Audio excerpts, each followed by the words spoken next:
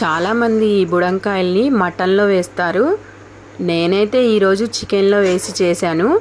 మీరు కూడా ఒకసారి ట్రై చేసి ఎలా ఉందో కామెంట్లో చెప్పండి.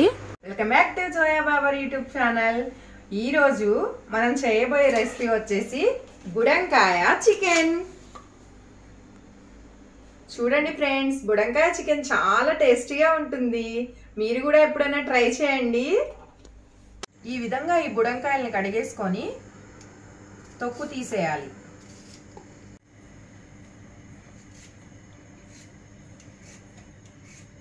బుడంకాయలన్నిటి తొక్కు తీసేసుకున్నాం అనమాట.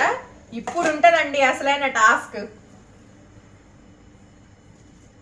ఎన్ని చేదయ్యాయి, ఎన్ని తీయగున్నాయో చూసుకోవాలి.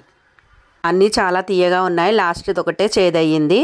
ఈ బుడంకాయల్ని ఈ విధంగా సన్నగా కట్ చేసుకోవాలి.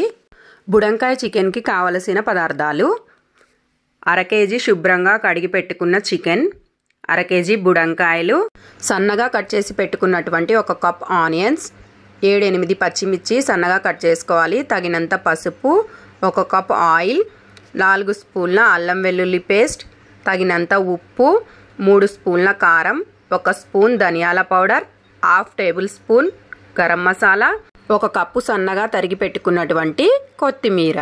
ఇప్పుడు మనం బుడంకాయ చికెన్ కర్రీ చేసేద్దాం పదండి. స్టవ్ ఆన్ చేసుకొని ఒక కళాయి పెట్టుకొని ఆయిల్ని తీసుకుందాం.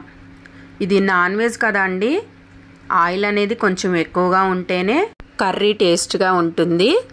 ఆయిల్ హీట్ అయ్యింది, ఆనియన్స్ వేసుకుందాం. అదేవిధంగా పచ్చిమిర్చి కూడా వేసుకొని ఫ్రై చేసుకోవాలి.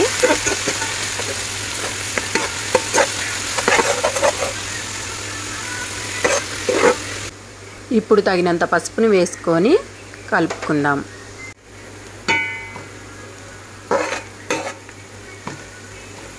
అదేవిధంగా అల్లం వెల్లుల్లి పేస్ట్ని కూడా వేసుకుందాం.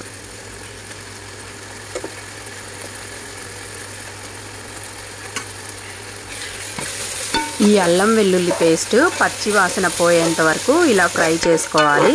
తర్వాత శుభ్రంగా కడిగి పెట్టుకున్నటువంటి చికెన్ వేసుకుందాం.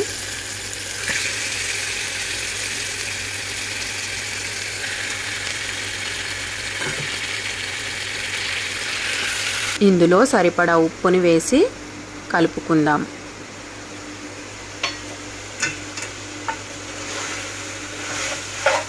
కలుపుకున్న తర్వాత ఒక 5 నిమిషాలు మూత పెట్టుకోవాలి.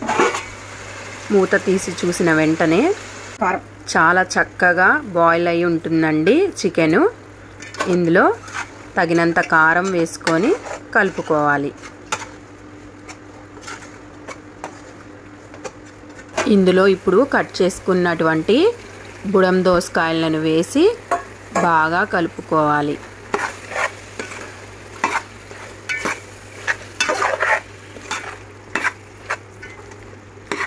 ఈ విధంగా కలుపుకున్న తర్వాత ఒక 10 నిమిషాలు మూత పెట్టి బాగా ఉడికించుకోవాలి. 10 నిమిషాల తర్వాత మూత తీసి చూస్తే చికెన్లో బాగా వాటర్ ఫామ్ అయి గ్రేవీ చూడండి ఎంత చక్కగా వచ్చిందో. బుడంకాయలు వేసిన తర్వాత దీనిలో 1 టేబుల్ స్పూన్ ధనియాల powder, 1/2 table spoon garam masala వేసుకొని అదేవిధంగా తరిగి పెట్టుకున్నటువంటి కొత్తిమీరను వేసి కలుపుకోవాలి. దీనిని ఒక 5 నిమిషాలు మూత పెట్టి ఉడికించుకోవాలి. 5 నిమిషాల తర్వాత మూత తీసి చూస్తే ఈ విధంగా ఆయిల్ అనేది పైకి తేలుతూ ఉంటుంది.